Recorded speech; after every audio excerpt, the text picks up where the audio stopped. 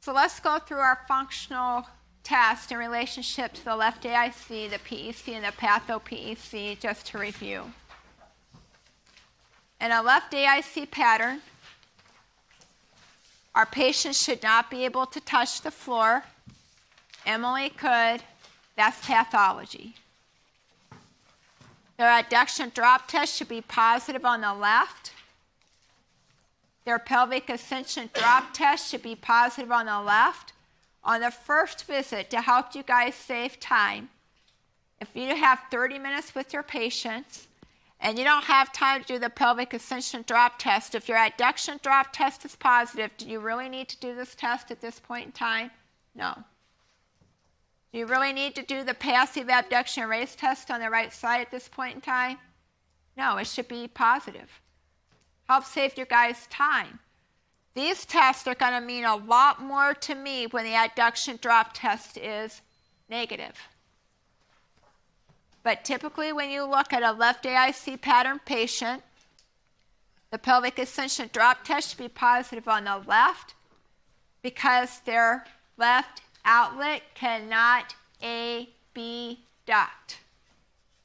Their left femur cannot go into adduction because their outlet cannot go into abduction. The passive abduction raise test is positive on the right because their outlet on the right side cannot get into adduction.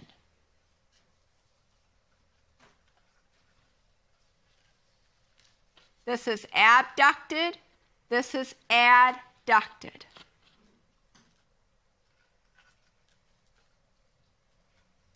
Their functional squat test should be less than a 3 out of 5, and the Hruska adduction lift test should also be less than a 3 out of 5.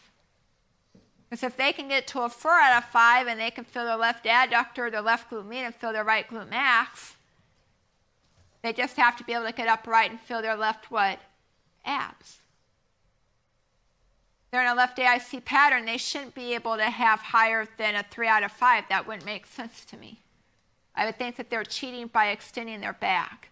That happened to me a lot. I had a lot of back extensors helping them out. Any questions with the left AIC?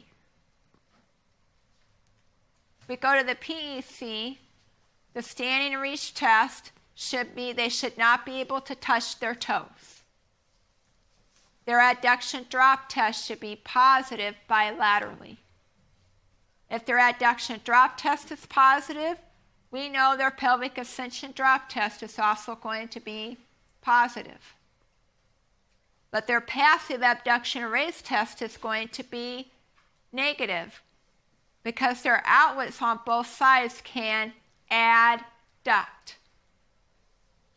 And because my outlets can adduct, my femurs can abduct.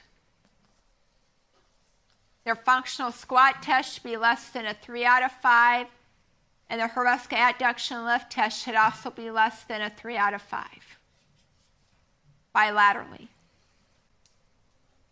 Any questions with the PEC?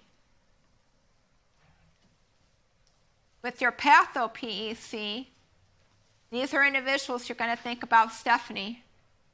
Stephanie had an adduction drop test that was positive bilaterally. She could palm the floor. She could squat all the way down. And her passive abduction raise test was positive both sides. But with other patho PECs, you guys, they don't have to have every test be opposite of what you expect. They could be able to palm the floor but still can't squat. And they could still have a negative passive abduction raise test. There can be different scenarios there. But their Hruska adduction lift test should still be less than a 3 out of 5. Any questions with the patho PEC?